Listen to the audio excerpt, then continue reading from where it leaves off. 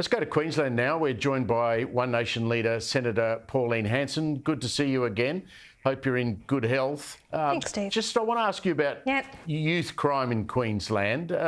We've been doing a lot about that tonight, and we know that various Labor governments around the country are trying to raise the age of criminality among youngsters. How bad is it in parts of regional Queensland that you get to? They're furious, especially in Rockhampton. They had a lot of the members came to, a lot of the people in Rockhampton came together to a meeting, over 100 people there, because they're fed up with it and they're sick and tired of the crime that's happening. Townsville's really bad, has been bad for years. Steve, I put it down to three main issues. Politicians and the policies they've brought out over the years, where they've actually taught the kids their rights but not responsibilities that go with it. The teachers have lost control in their classrooms, the same as there is no respect for teachers or for police whatsoever. Then the other one is judges. Judges are not handing down the sentences that befits the crime and to public expectation. The third one is parents. Dysfunctional parents out there, they shouldn't be parents at all. They're absolutely hopeless and have no control over their children whatsoever and just have given up on them. And, you know, the problems that we have there. Steve, my attitude is I believe in tough love. Get rid of the detention centres. It's not working. It's costing up to $400,000 a year per child in a detention centre.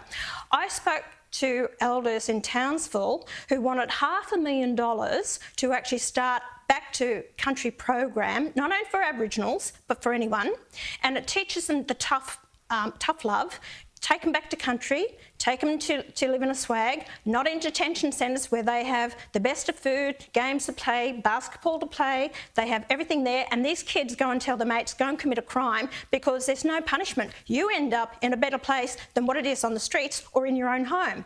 This is the problem that is happening. I'm sick of the bleeding hearts and I'm sick of the bloody politicians who are not in contact, and the judges. You know what I'd do, Steve? I'd set up a separate board that the public can write to the board if they're not happy with the sentences handed down by the judges. So the judges are not answerable to the politicians who appoint them. They are answerable to the people and the board, that they have to answer why they've given out these lenient sentences or no sentences at all, and why they should keep their jobs. And I presume, Pauline, the agency that wanted the $500,000 to enact the Tough Love program didn't even get a look in, didn't get the money, no one ever gave it to them.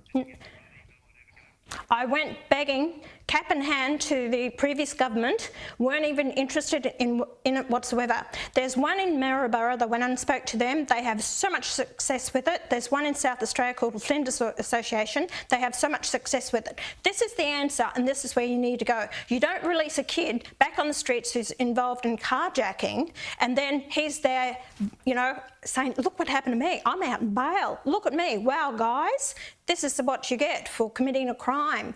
And a lot of these gangs, and I heard you talking about gangs. Yes, there are gangs, and there's gangs up in Toowoomba as well, and they were going through the crimes spat up there as well.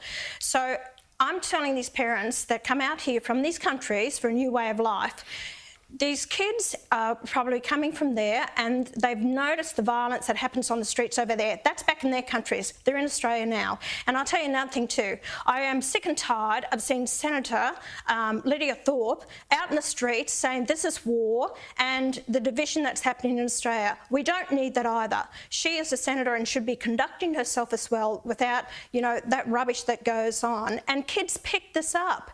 It's, you know, what they pick up, Steve, we are the leaders and should be seen as leaders of this nation, not this rubbish and, you know, disobeying the law and everything that she even does. And yeah, so anyway, that's my say.